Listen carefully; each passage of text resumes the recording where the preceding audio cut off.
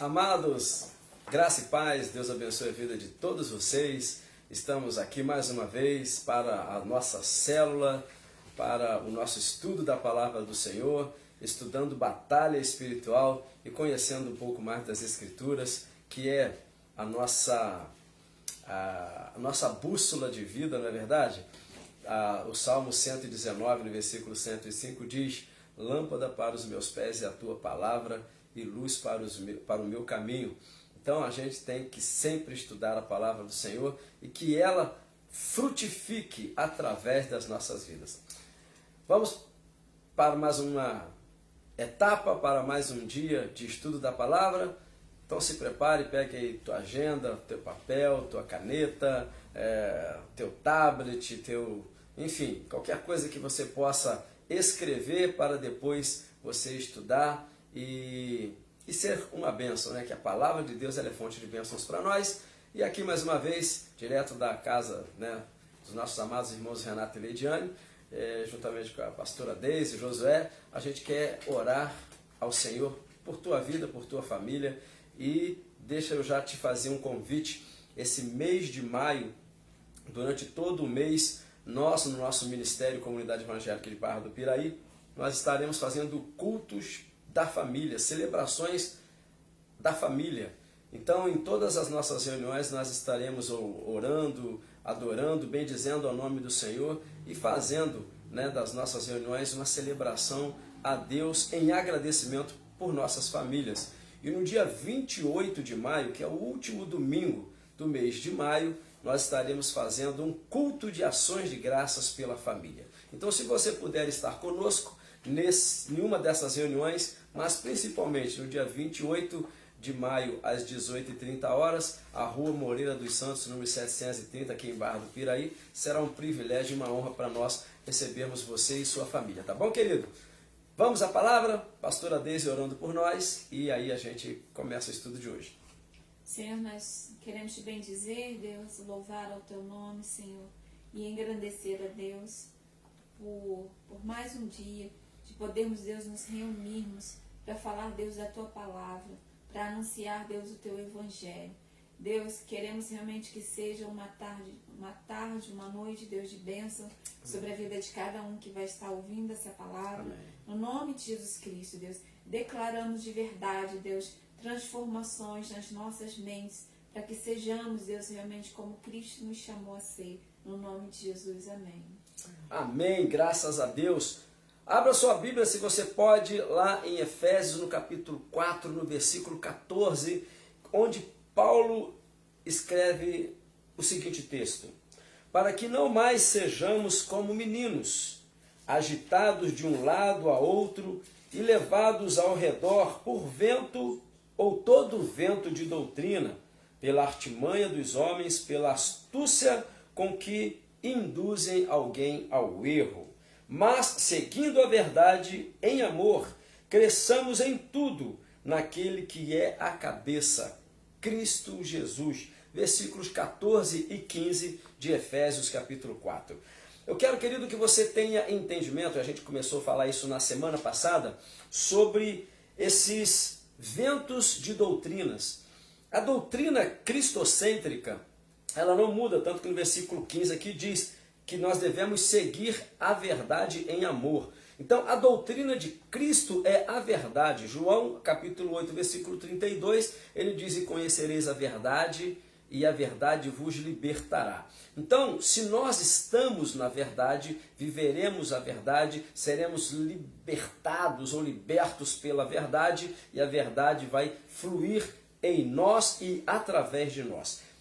Mas tudo aquilo que foge à verdade, nós podemos chamar de ventos doutrinários, ou ventos de doutrina, e já que foge à verdade, com certeza vai ter um acesso falsificado daquilo que a gente quer viver. Então nós precisamos tomar cuidado com isso.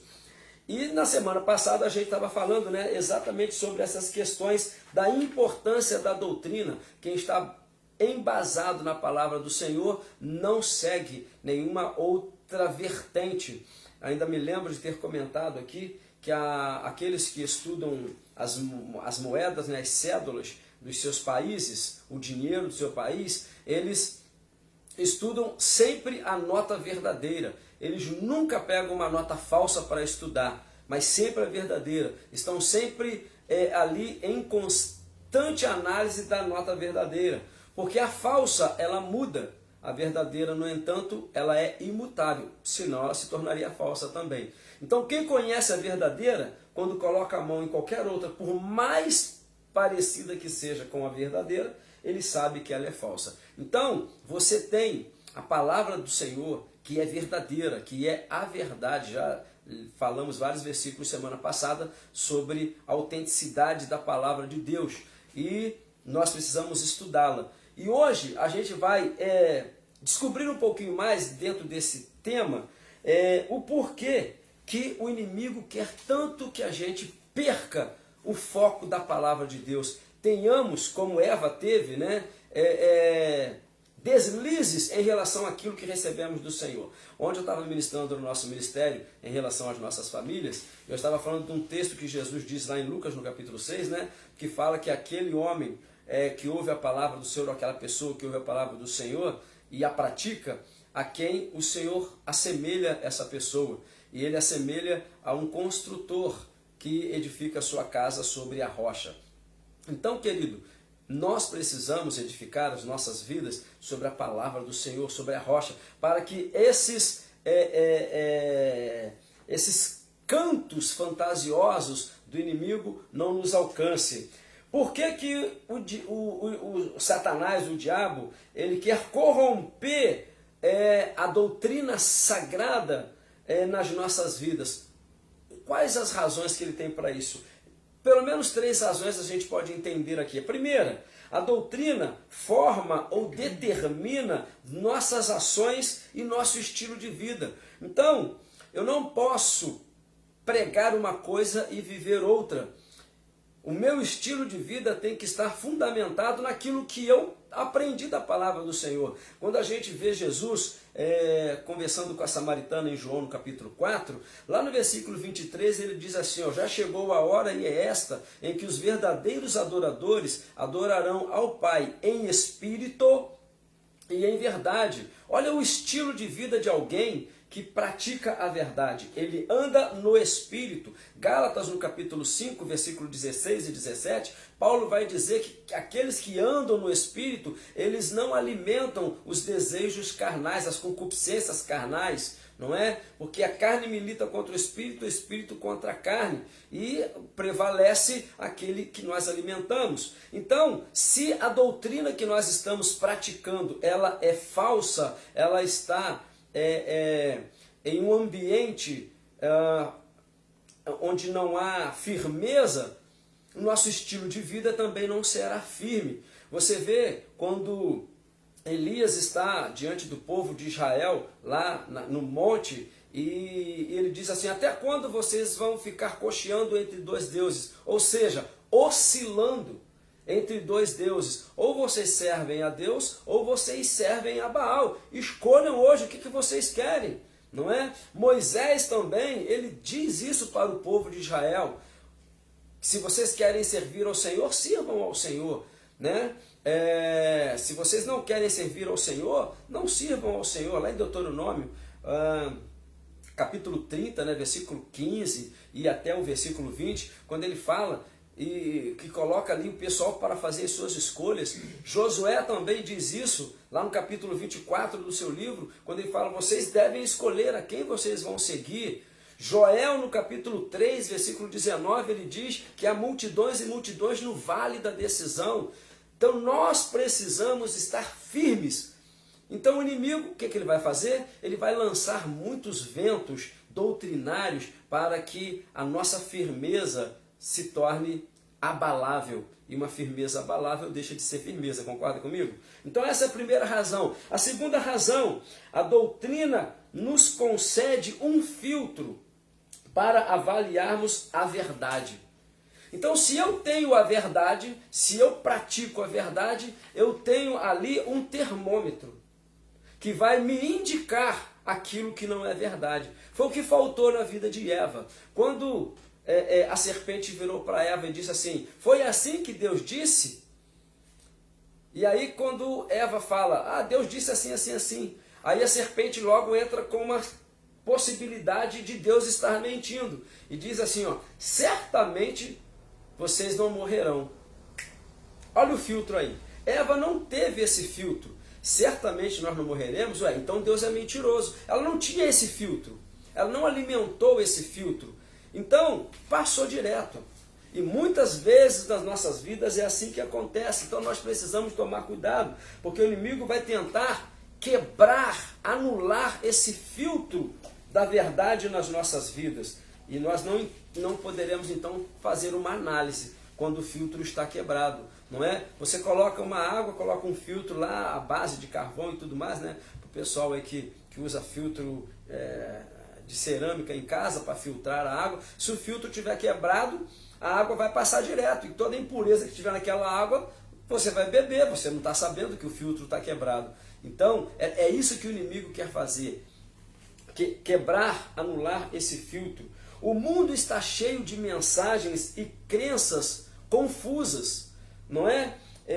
Muitas pessoas tomam posições distintas, falando que podem abortar, outras dizem que não podem. A homoafetividade pode, para outros não pode. Tal determinação pode, para outro não pode. Então, se a pessoa ela tem essas oscilações, ela não tem mais aquele filtro. E nós precisamos ser firmes nas declarações bíblicas, precisamos conhecer a palavra do Senhor para filtrarmos aquilo que não é verdade e extirparmos das nossas vidas. Extirparmos das nossas vidas. Terceira, a doutrina ela é necessária para nossa utilidade no reino de Deus. Os fariseus eram muito religiosos, não é? E com essa religiosidade toda, eles acabaram perdendo a essência de Deus. Eu costumo dizer que a nossa vida ela tem que ter uma balança equilibrada, né? A palavra do Senhor diz isso, que a gente não tem que ter uma balança enganosa, mas uma balança equilibrada. Qualquer extremo, ele é prejudicial para nós. Um extremo religioso pode nos tornar fanáticos. O extremo não religioso pode nos tornar hereges. Então a gente tem que tomar muito cuidado com os extremos. E aqui, Jesus ele chega anunciando o reino de Deus, dizendo-se ser o Filho de Deus e com as práticas messiânicas em evidência na sua vida, mas o pessoal lá das classes político-religiosas da sua época negligenciaram a própria palavra para não aceitar Cristo como Senhor, para não entender que o Messias estava ali diante deles. Até mesmo quando Cristo curava no sábado, eles iam e questionavam aquilo, mas era pecado curar no sábado? Não, não era pecado, mas eles estavam cegados pelas vendas religiosas, né? Colocaram uma venda sobre os seus olhos chamada religião, e aquilo trouxe um problema danado para eles, porque muitas pessoas dizem que a religião nos liga a Deus, e eu sempre vou questionar isso, porque a religião ela não é para ligar o homem a Deus, a religião é para ligar o homem ao homem, homens com ideias iguais, não é? Religare, que é a palavra latim da religião. Então ela une propósitos de homens, e quem nos liga a Deus é a pessoa de Jesus Cristo.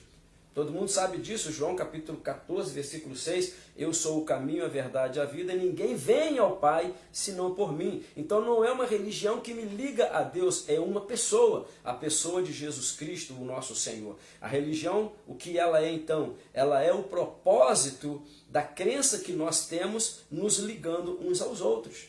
Só isso, não é? E o que aconteceu com aqueles homens? Eles não utilizaram nas suas vidas a doutrina que eles praticavam. Tanto que lá em Mateus 23, Jesus fala assim, vocês fazem questão do dízimo, mas vocês negligenciam o amor, negligenciam a fraternidade, negligenciam a justiça de Deus, querem, né, o dízimo da hortelã, querem o dízimo do cominho, é comigo que chama, né? Né? Do tempero, querem os dízimos das coisas, mas negligenciam a verdade, que é o amor, a justiça, a fraternidade, enfim. Então, olha só, usavam uma parte da doutrina, não usavam a outra. E é isso que o inimigo quer fazer, que não tenha utilidade no reino de Deus a doutrina que a gente pratica. Então nós precisamos tomar cuidado, querido. E como que o inimigo traz essas 3 razões em pervertimento da doutrina verdadeira nas nossas vidas? A primeira situação, né, a gente pode enumerar 4 situações, maneiras que ele usa para distorcer a palavra de Deus nas nossas vidas. A primeira que ele faz é criar dúvida quanto à divindade do Senhor. Fizeram isso com Jesus, né? Se ele era realmente o Messias. Até depois de ressuscitado, Jesus teve que, né, manter o furo na sua mão para que um dos seus discípulos pudesse crer nele, porque o inimigo iria atacá-lo com relação à sua crença, a saber que ele era divino. Então, o inimigo ele vai fazer com que a gente negue que Cristo seja divino. Nós temos religiões que pregam isso, não é? Que falam que Cristo ele era homem como eu e você. Sim, ele foi homem como eu e você, mas ele era divino, não é? Ele veio do céu, se tornou homem, não pecou a nossa moda, não houve pecado nele, não existiu transgressão nele, mas por nossas, né, por suas pisaduras, nós fomos sarados, nós fomos curados, não é? Então tentam trazer dúvida com relação à divindade de Cristo. O Salmo 53, no versículo 1, o salmista começa dizendo que os ímpios vão dizer, não existe Deus. E aí sabe como é que eles vão falar? Eles vão falar que não existe Deus por causa das calamidades que acontecem no mundo. O mundo está cheio de calamidades, é fome num lugar e comida sendo jogado fora em outro, é guerra num lugar e no outro lugar as pessoas vivendo dissolutamente, tempestade, enchentes num lugar e no outro lugar uma seca absurda. Deus não existe, porque se Deus existisse essas coisas não aconteceriam, não é? A mentalidade deles, esquecendo-se que no Salmo 115, no versículo 16, o salmista diz que os céus são os céus do Senhor, mas a terra ele deu aos filhos dos homens por herança. Então tudo que acontece aqui, né, são razões, né, das nossas decisões equivocadas, das nossas decisões erradas. E aí vão dizer que Deus não existe. Então nós precisamos tomar cuidado com essa mentalidade quando a pessoa vem dizer que Cristo não é Deus, não é? Falo claramente isso aqui, em todo o tempo eu falei isso uma vez, fui questionado quanto a isso. Quando ele estava aqui vivendo como homem, ele não era Deus, né? Ele se esvaziou de ser Deus.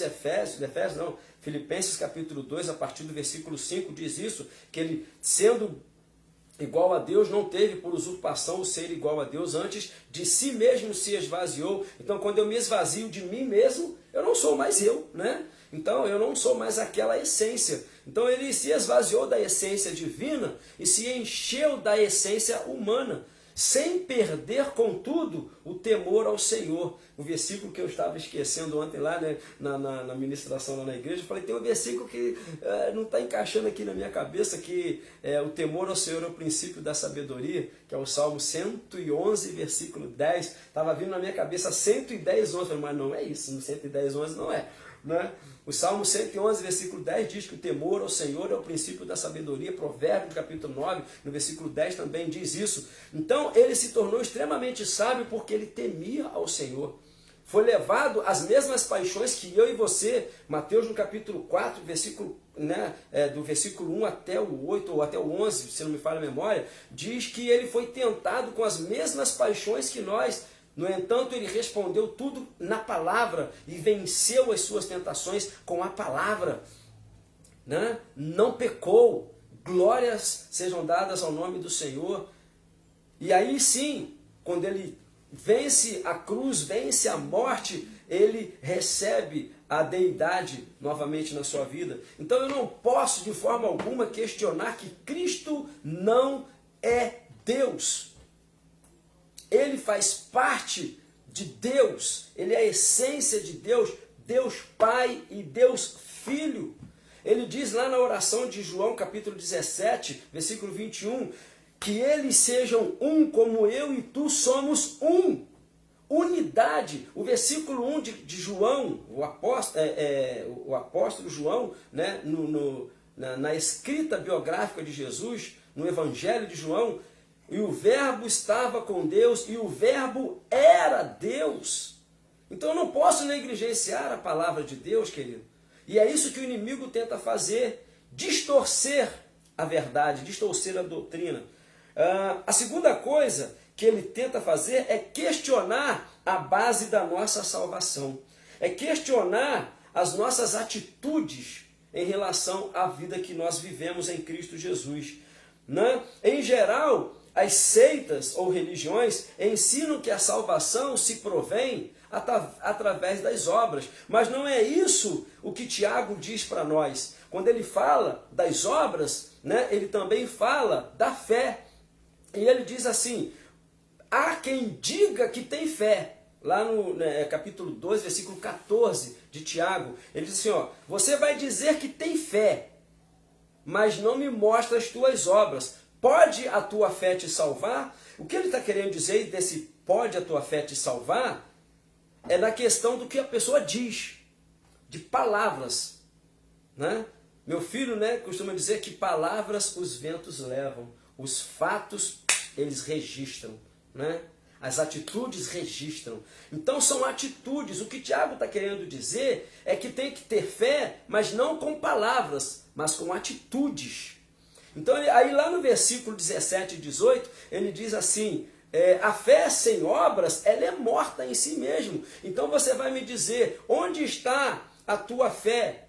Eu vou te perguntar, onde está a tua fé sem as obras? E eu te mostrarei a minha fé através das minhas obras. A obra não salva, mas o conceito da minha fé faz com que as minhas obras permaneçam. Jesus ele diz assim em João, capítulo 15, versículo 16, não foram vocês que me escolheram, eu escolhi vocês e vos nomeei para que deem frutos, frutos que permaneçam, a fim de tudo que pedides ao Pai em meu nome ele vos conceda. Mas eu quero que você se detenha na questão de fruto que permanece. Fruto que permanece é aquele da pessoa que tem fé e está exercitando e executando a sua fé.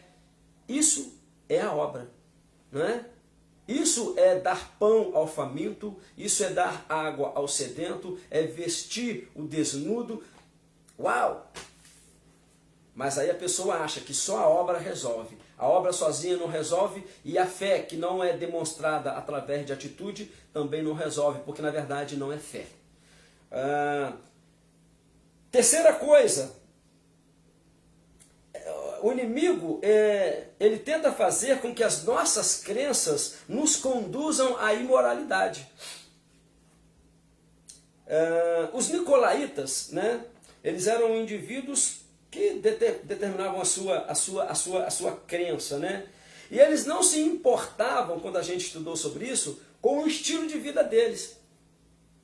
O estilo de vida pode ser qualquer um, desde que eu tenha a convicção daquilo que eu creio. Eu posso até fazer errado, mas eu tenho convicção daquilo que eu faço, daquilo que eu creio que é certo. Estranho, né? Estranho. Mas não é assim. Não é trazer imoralidade para as nossas vidas. Gálatas diz no capítulo 5, no versículo 1, que foi para a liberdade que Cristo nos libertou. Não tornemo-nos novamente ao jugo da escravidão. Olha que coisa extraordinária. Ele diz lá no versículo 13, se não me falha a memória, que nós fomos libertos, mas não para dar lugar à carne novamente. Uau!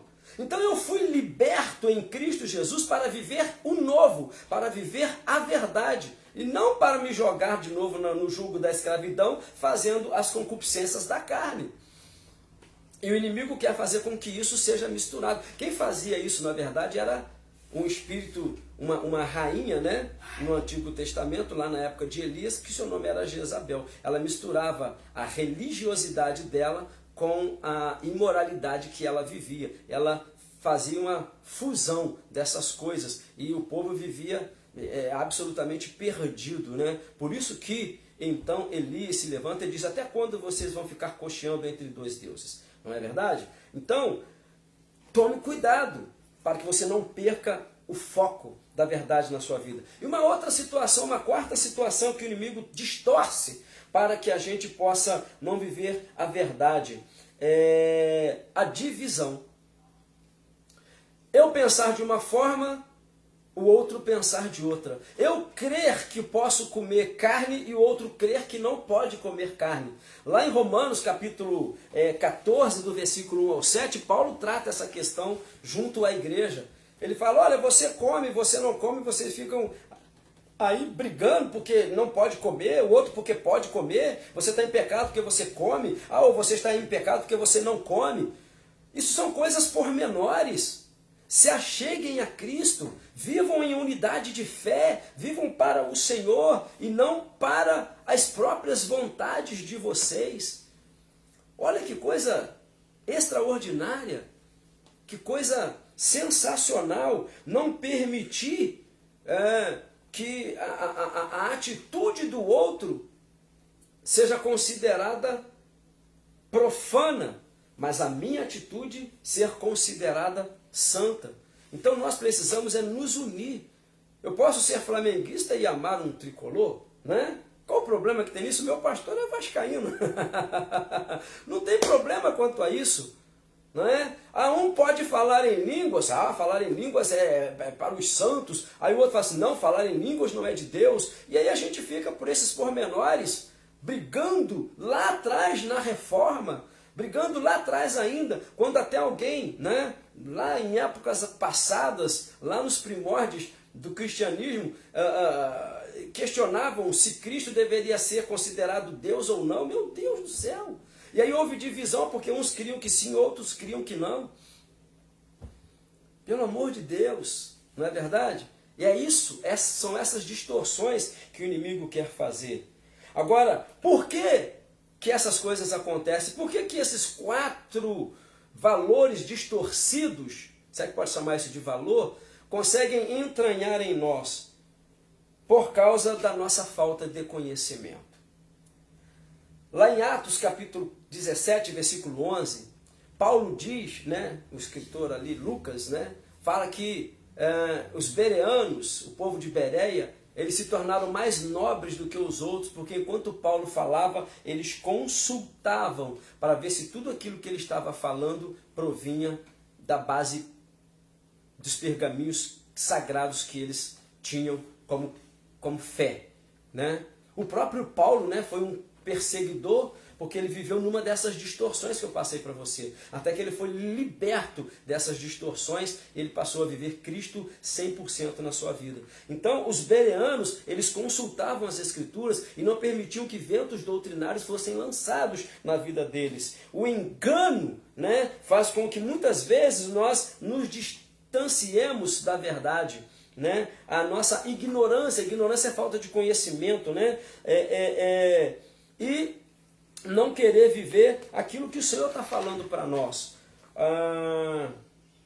E então a gente precisa buscar essa verdade em todo o tempo. Agora, como é que a gente faz isso? Mateus diz no capítulo 22, Jesus falando para nós, no versículo 29, ele diz assim: errais em não conhecer o poder de Deus, errais em não conhecer as Escrituras e nem o poder de Deus. São, nas palavras sagradas, na letra santa, a Bíblia, que nós extraímos a essência de quem é Deus. Então eu preciso conhecer a Santa Escritura para conhecer Deus. Errais em não conhecer as Escrituras e nem o poder de Deus. Lá com Josué, no capítulo 1, versículos 7 e 8, ele fala com Josué que ele deve guardar os estatutos que Moisés deu para ele. Noite e dia ele deve praticar aquele estatuto para que ele viva bem. E ele ainda diz assim no versículo 8, não se aparte da tua boca o livro desta lei, medita noite e dia e noite sobre ele. Então, em todo o tempo, querido, leia a palavra de Deus. Abra 2, 3, 4 versões bíblicas, mas leia a palavra de Deus. Não pegue rodapés, porque rodapé é a ideia de alguém que estava lá escrevendo, né? Fazendo aquela versão bíblica. Leia a essência. Rodapé é interessante quando você tem 2 ou 3 ideias, mas a palavra de Deus ela é centrada.